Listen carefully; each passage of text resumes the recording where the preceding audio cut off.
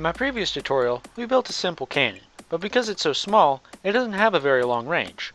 The most basic and obvious way to give your cannon more power is to make it larger. This could be making it longer, wider, or taller.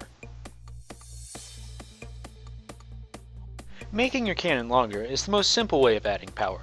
Your only concerns when doing this are making sure that the water still fills the bottom of your cannon, and that your redstone has enough power to reach all of the TNT. Making our cannon longer is easy. Just break the front end of your cannon, and wherever the water ends is where the end of your cannon will be. Just place blocks down in the end like this. Now just put down redstone to ignite the TNT, and you've done the easiest part of expanding your cannon.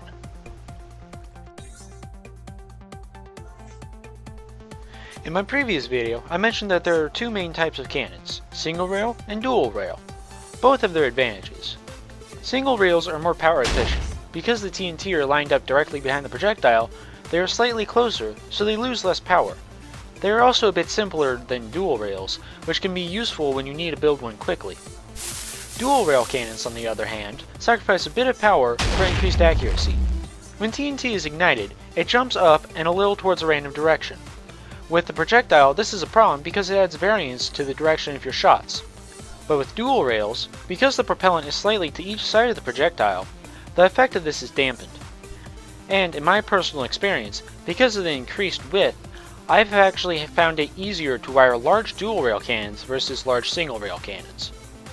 In general, I prefer dual railed cannons, so let's expand our cannon into one. First, place a block in the water source to stop it. This will make it easier to move around. Now destroy the blocks on one side, but not the ones on the end. Add 2 blocks to each end like this, and then fill in the new side.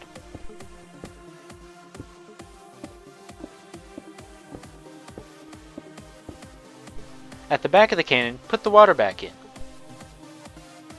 Now loop your redstone around to the other side.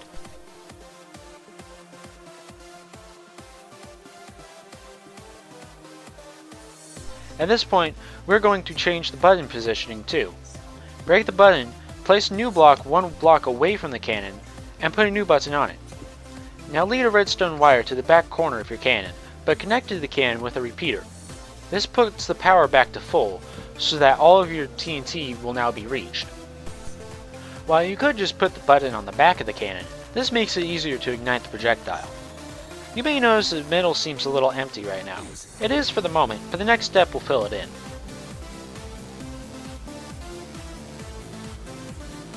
Making your cannon taller gives you more levels of TNT to work with. While it may seem at first that this should be as simple as making it longer, there are many additional considerations you have to take into account. First, levels of TNT higher than the base have to be at least 1 block back from the front of the cannon. Because of the randomized jump that I mentioned earlier, TNT that is too close to the front will land on the end, turning your cannon into a bomb. Along the same lines, on top of your TNT rails, your cannon needs to have a safety rail as well. With this rail here, the TNT cannot jump to the sides, but without it, the TNT will often land on the rails, giving you the same problem. Another problem you will run into is getting power up to higher rails. If your cannon is only a couple of levels high, it isn't a problem, but higher than that, and you will have problems not cutting off your redstone. And you also have to ignite all the TNT at the same time, making it detonate in unison, so you have to remember that if you use repeaters. With that said, once you have it figured out, making your cannon taller really isn't that hard. First, add a line of blocks to the middle, 1 block up. This is why we left space here earlier. Go ahead and add your redstone now.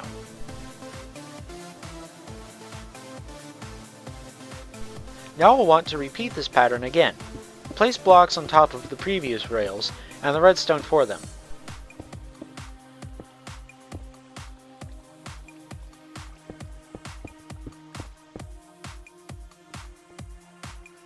Remember when connecting the back that you can't pinch off the redstone below, so place those blocks like this.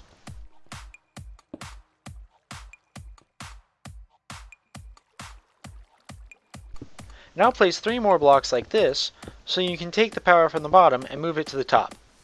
Remember to connect everything with redstone, then put in your safety rails. Since they won't have redstone on them, you don't have to worry about connecting them.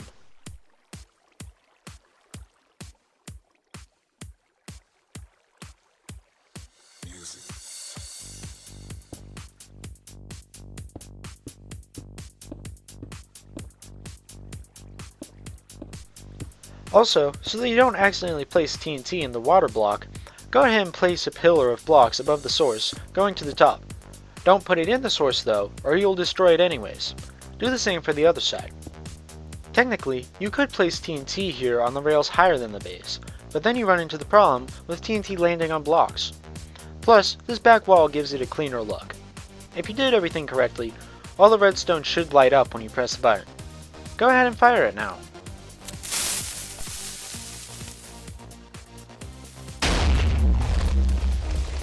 There you go. We've now taken our simple cannon and turned it into something quite powerful and respectable. But wiring on the back can quickly get complicated if you try to expand the cannon more. In the next guide, I'll show you how to build a system for the back that, while slightly more complex, is very simple to expand upon. Thanks for watching. If you found it helpful, please like the video and subscribe to Union for Tech Dev for future tutorials.